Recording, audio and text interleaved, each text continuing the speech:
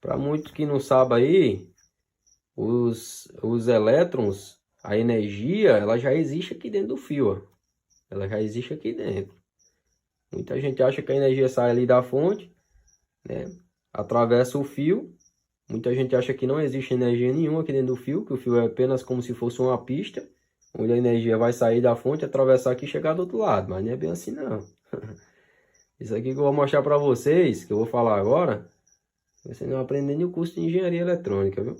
Tem muito engenheiro eletrônico aí formado aí que não sabe disso aqui que eu vou falar agora para vocês. Mas a energia já existe aqui dentro.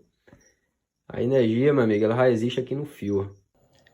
Para vocês entenderem o que acontece em um cabo de cobre, o fio de cobre esmaltado, eu tenho aqui, ó, um pedaço de cabo de cobre 100% puro. Tem um desenho aqui nessa folha de papel, tem um fio de cobre esmaltado, fio de alumínio esmaltado, mais cabos aqui que eu cortei. Tem esses cabos também que vamos já usar como explicação. Tem uma lâmpada que a gente vai já acender ela. Então, galera, vamos começar pelo cabo de cobre que eu tenho aqui. Aqui é um cabo de 6 milímetros.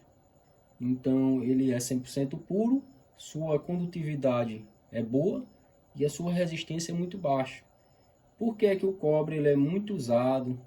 Por que é que o cobre ele tem baixa resistência? Porque ele consegue conduzir muito mais energia com eficiência do que outros metais. Por que é que ele tem essas características? Galera, eu fiz aqui um desenho para explicar para vocês bem direitinho a diferença de um cobre. Imagine que isso aqui é um cabo de cobre, aí aqui eu dividi ele no meio. Daqui para cá é o cabo de cobre e daqui para cá é um cabo de alumínio. Então, se eu tenho um cabo de cobre, galera, 100% puro, a resistência e a capacidade dele de condução é muito boa. Há muito mais átomos aqui, galera, do que em um cabo de alumínio. Eu não tenho um cabo de alumínio aqui, mas eu tenho um fio de cobre um fio de alumínio esmaltado aqui para dar como exemplo para vocês. Então, galera, aqui eu tenho um fio de cobre esmaltado e um fio de alumínio esmaltado. No fio de cobre esmaltado, a resistência é baixa, a condutividade é boa. No fio de alumínio esmaltado, a resistência é mais alta e a condutividade é ruim. Porque aqui, galera, há menos elétrons, há menos átomos do que aqui. Então, no fio, galera, já existe energia, só que ela está em repouso. Ela está ali, só vibrando. Ela não tem uma direção determinada para ir. Ela está lá, paradinha, fixa, só vibrando ali. O que vai fazer com que isso daqui se mova em uma direção é a corrente e a tensão que eu vou injetar aqui. A tensão é a força que vai empurrar a corrente, entendeu? Então imagina que aqui eu tenho vários átomos, nesse cabo de cobre eu tenho vários átomos, como se fosse um cachinho de uva, e eles estão um próximo do outro. Estão muito próximo mesmo, eu tenho muito deles. Como eles estão muito próximos uns dos outros, então tem uma boa eficiência de condutividade, porque quando injetar a corrente e a tensão, vai haver uma troca de elétrons muito mais rápido e eficiente, e os elétrons eles vão conseguir trocar. Vamos supor, galera, eu vou fazer outro desenho aqui para explicar melhor para vocês. Aqui eu tenho uma ligação, né? Vamos supor que aqui eu tenho um pino, aí aqui está saindo um elétron, outro aqui, outro aqui, outro aqui. Então aqui eu tenho 4 elétrons querendo saltar ao mesmo tempo para esse cabo de cobre. Só imagine isso. Tenho aqui um cabo de cobre 100% puro, um bom condutor de energia. Aqui dentro desse cabo de cobre eu tenho vários átomos e vários elétrons agrupados como cachinhos de uva, um próximo do outro aqui, ó, bem pertinho mesmo. Então a resistência é menor. Ele é um bom condutor porque ele vai conseguir conduzir essa carga aqui, ó, que está querendo entrar nele, de forma eficiente, certo? Já o alumínio, ele não vai conseguir conduzir essa mesma carga que está querendo entrar aqui, galera. Ele não vai conseguir conduzir. Em um cabo de cobre de 6 milímetros, onde eu consigo conduzir 35 amperes com segurança, sem aquecer, o cabo de alumínio para conduzir essa mesma amperagem terá que ser mais grosso, porque ele já não vai suportar, estou apenas dando um exemplo, ele já não iria suportar uma carga como essa, entrando de uma vez só por ele, porque a resistência dele é maior. Por que a resistência dele é maior? Porque há menos átomos dentro do cabo de alumínio, ou de outro metal, que é menos condutor, certo? Há menos átomos, então há uma resistência maior interna. Então, se eu tenho muitos elétrons querendo entrar ao mesmo tempo, isso aqui vai ficar como se fosse um resistor, galera, limitando, incapacitando que todos esses elétrons entrem ao mesmo tempo. Eu tenho uma fonte aqui que me fornece uma amperagem muito alta, mas o cabo não é suficiente. Terá que engrossar ele. Já o cobre, como ele é um bom condutor, a resistência é menor porque há muito mais elétrons e átomos aqui dentro. Agora, uma coisa que eu vou explicar para vocês, muito importante também aqui nesse vídeo, que vocês não aprendem nem em curso de engenharia eletrônica, viu? Por que é que quando eu injeto uma tensão aqui, nessa ponta do cabo, imediatamente a lâmpada já acende do outro lado? É porque a energia viaja na velocidade da luz e é instantâneo? Não. Porque tudo que tem massa não consegue chegar à velocidade da luz, certo? Não é por causa disso. Na verdade, é porque o cabo de cobre, galera, como ele tem muitos átomos e elétrons, um pertinho do outro agrupado, então, galera, eu fiz até outro desenho aqui para explicar melhor para vocês. Imagine que isso aqui é uma lâmpada e aqui eu tenho um fio negativo, certo? E aqui eu tenho um fio positivo. Então, galera, vamos fazer de conta que esse cabo está conectado à lâmpada. Todos esses pontos são os átomos com seus elétrons, que já existe aqui nesse cabo. Aqui nesse cabo já existe energia, só que ela não está em movimento. Então, no momento que eu injeto uma tensão com a corrente aqui, imediatamente a gente enxerga a lâmpada acender, como se ela estivesse acendendo na velocidade da luz, né? E muita gente acha que ela acende na velocidade da luz, mas na verdade a energia não consegue viajar à velocidade da luz. E a lâmpada, ela na verdade acende com um delay de tempo pequeno, mas a gente não consegue perceber isso. A energia ela pode até viajar próximo à velocidade da luz, mas não chega a viajar à velocidade da luz. E o fenômeno que acontece aqui nesse cabo, como eu falei para vocês, aqui dentro já existe energia. O cabo ele não funciona apenas como uma pista, onde a energia vai fluir por essa pista e chegar do outro lado. Na verdade, a energia já existe aqui no cabo. O que acontece aqui é o seguinte, a tensão e a corrente que vai ser injetada aqui no começo do cabo, a tensão é a força que empurra a corrente. Quanto maior a tensão, maior será a força capaz de empurrar essa corrente. Então, quando eu injeto uma tensão, uma corrente aqui nesse cabo, eu forço os elétrons livres que existem aqui dentro desse fio a se moverem e colidirem uns com os outros, gerando energia que instantaneamente vai acender a lâmpada. Mas no momento que eu faço isso, eu não gero só a energia que vai acender a lâmpada, mas eu também gero um campo eletromagnético em volta desse condutor. Isso daqui gera um campo magnético invisível que a gente não enxerga, mas aqui tem um campo em espiral em volta do fio. Tudo no universo gira em espiral. Os planetas giram em torno do Sol, as galáxias giram em espiral, inclusive os elétrons também giram em espiral em volta do átomo. Então aqui gera um campo magnético em espiral. Então vou falar mais uma coisa aqui muito importante nesse vídeo. No momento que eu injeto uma tensão muito alta, 10.000, 20.000, 30.000 volts ou até mais, então eu preciso ter um isolamento bem mais robusto nesse cabo. E o isolamento tem que ser de melhor qualidade possível. Porque no momento que eu mando uma tensão muito elevada aqui nesse cabo, esse campo magnético ele vai se propagar de uma forma mais forte. Essa energia ela pode saltar do fio em direção ao meu dedo. Se eu for chegar com o dedo aqui muito próximo e eu estiver aterrado no chão, eu posso tomar um choque. Porque a energia, a partir de 10.000 volts, ela consegue saltar uma distância até razoável. E se eu encostar o meu dedo aqui, eu posso tomar um choque. É por isso que se eu vou usar uma tensão mais alta por um cabo, eu preciso conduzir uma tensão bem mais elevada por ele, então eu tenho que usar um isolamento melhor e mais robusto. Um isolamento mais robusto no cabo e de boa qualidade, pois essa energia ela consegue quebrar átomos do ar e fazer com que o ar passe a ser condutivo. Então, no momento que eu chego próximo dela, o ar começa a ser condutivo, certo? Então, tem que tomar cuidado quando vai trabalhar com alta tensão. Não é qualquer cabo que a gente consegue usar. Então, você tem que ficar atento ao tipo de isolamento que o cabo possui, para qual tipo de tensão é aquele isolamento. Porque se eu vou usar uma tensão muito alta aqui nesse cabo, eu preciso de um isolamento correto para essa tensão que eu vou usar. Caso contrário, eu posso sofrer um acidente com ele. Se eu pegar nesse cabo que tem um isolamento ruim para uma tensão muito elevada, eu vou acabar tomando um choque. Se caso eu estiver aterrado no chão, eu posso até morrer.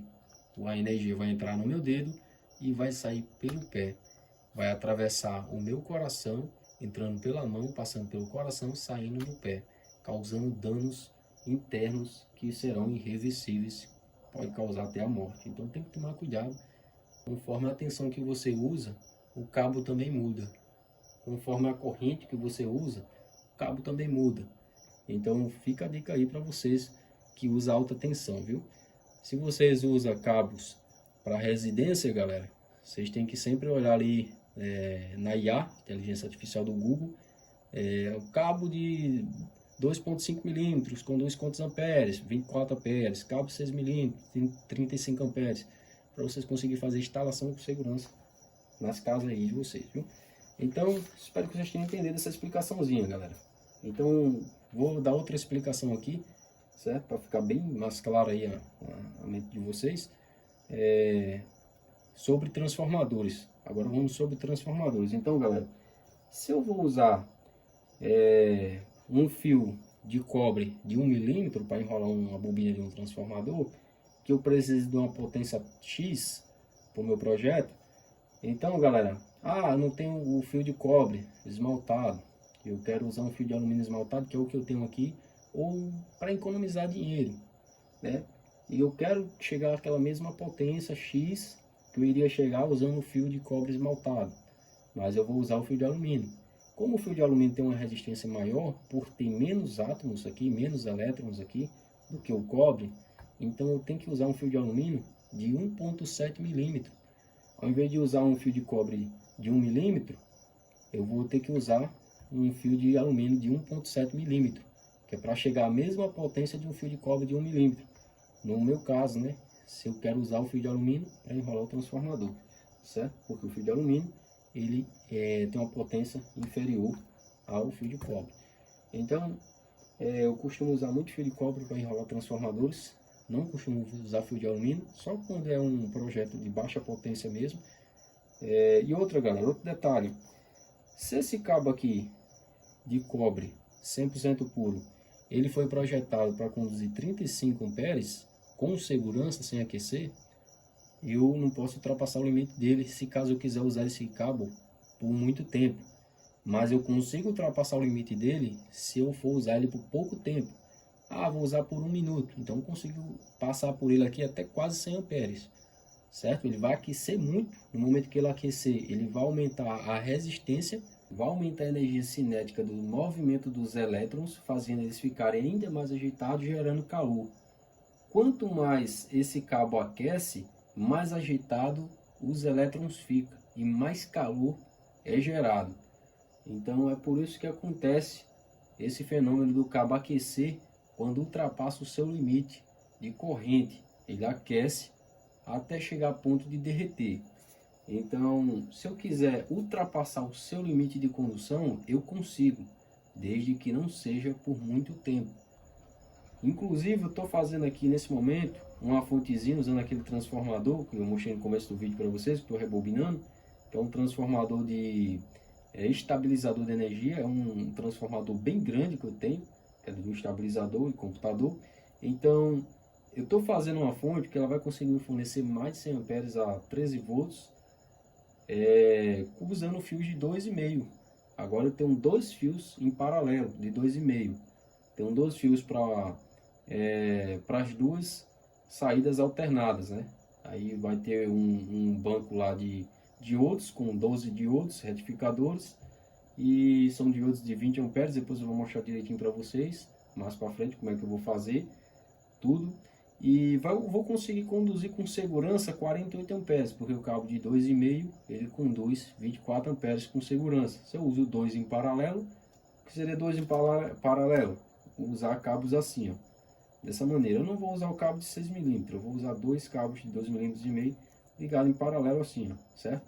Aí eu somo a corrente que vai passar pelos dois, né, tendo ali 48 amperes de condução com segurança. Mas eu consigo ultrapassar esse limite, chegar a mais de 100 amperes, desde que não seja ligado por muito tempo um aparelho que vai ter o alto consumo. Um aparelho que vai consumir essa carga imensa, ele tem que ser ligado nesse cabo por pouco tempo, pois esse cabo sim vai aquecer, pois eu extrapolei o limite dele, que ele suporta, mas eu consigo sim conduzir com amperagem mais alta do que o limite suportado por ele, desde que não seja por muito tempo. Se eu quiser condução por tempos indeterminados, eu tenho que obedecer a norma NBR estabelecida para cada tipo de cabo. E outra coisa, viu? Ao contrário do que pensam, no caso da energia contínua, DC, os elétrons ele não saem pelo positivo e vai em direção ao negativo. Acontece ao contrário. Os elétrons, a energia, ela sai pelo negativo e vai de encontro ao positivo. No caso da energia contínua, viu? Só que há muito tempo atrás acreditavam que a energia saía do positivo e ia para o negativo. Aí quando vieram descobrir que é o contrário, deixaram contar mesmo, né? Porque já estava assim dessa maneira. Então, vamos supor que eu vou fazer assim. Vou conectar direto aqui, senão vai ficar saindo. Então, vamos supor, galera, que eu estou aqui, ó, injetando uma tensão por esse cabo, né? Estou injetando aqui uma tensão. A tensão está vindo aqui pelo cabo, pela fonte de alimentação, entrou aqui nesse cabo. No momento que eu conectar ele aqui, instantaneamente, a lâmpada ela vai acender, né? A lâmpada ela acende, é instantânea. Ah, é porque a energia viaja na velocidade da luz através do cabo, como se o cabo fosse uma pista. É porque a energia viaja na velocidade da luz, como se o cabo fosse uma pista? Não. Acontece apenas o princípio que eu acabei de explicar para vocês. É que aqui na ponta do cabo já tem elétrons e átomos pronto para saltar para fora. Só que se eu não injeto nenhuma tensão aqui, ó, desliguei a fonte. Se eu não injeto nenhuma tensão, ele não acende a lâmpada, porque ele não tem uma direção determinada aí. Eu não estou forçando nada aqui, ó, no começo, para fazer essa energia sair reto em uma direção que eu quero que ela saia, ordenada para ela sair. Ela está em repouso aqui dentro, mas já existe átomos e elétrons aqui no cabo. Não é que a minha fonte vai atravessar o fio inteiro como se o fio fosse apenas uma pista. Porque se fosse assim dessa maneira, ia demorar bastante para essa luz acender, né? Se a energia estiver saindo da minha fonte e tivesse que caminhar através de uma estrada, ela ia demorar um pouco até chegar aqui, porque os átomos, os elétrons, ele não viaja tão rápido como a luz. Mas como aqui eu já tenho átomos e elétrons aqui no fio, pronto para sair, então é instantâneo. No momento que eu injeto uma tensão em uma corrente, forçando os elétrons a saltar, então imediatamente essa lâmpada aqui já acende. Então, pouco importa se eu vou usar um pedaço de cabo pequeno ou se eu vou usar um cabo bem maior. Agora tem uma diferença se eu for usar um cabo muito maior aqui, nesse circuito. Há uma diferença, certo? Se eu for usar um cabo de 10 metros, como esse aqui, por exemplo, eu posso acabar perdendo potência lá no final do cabo. Pelo tamanho do cabo, eu posso acabar perdendo potência lá no final. Para me conseguir manter uma potência boa, eu tenho que engrossar a bitola do cabo, aumentar a voltagem, para quando chegar lá no final, eu ter a potência desejada, que eu quero, com a voltagem desejada, a amperagem desejada, tudo certinho, né? Então, se eu vou usar um cabo muito grande, eu posso acabar perdendo voltagem, potência, certo? Então, eu tenho que se atentar a alguns fatores em relação a isso. Se eu vou usar um cabo bem maior, entendeu? Um cabo pequeno, eu não tenho perca de potência, mas um cabo muito grande, eu perco potência.